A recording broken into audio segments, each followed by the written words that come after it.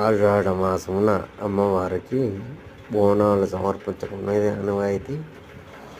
అందులో భాగంగా గుంటూరు కొత్తపేట ఉమామహేశ్వర స్వామి దేవస్థానం నందు ఆషాఢ మాస బోనాలు అమ్మవారికి సమర్పించడం జరిగింది.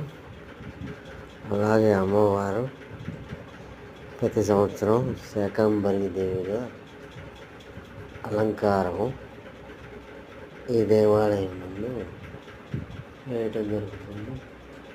కరువు కాటకాల నుండి రక్షించడం కొరకు అమ్మవారిని వేడుకోవడానికి ఈ అలంకరణ, అలాగే అనేక రకాల వ్యాధుల నుండి, కొత్తగా వస్తున్న వర్షాకాలం నీరు ద్వారా అనేక రకాల క్రిమికీటకాలు చేరి భూమి మీద జనులకు అనేక వ్యాధులు కలిగిస్తూ ఉంటాయి.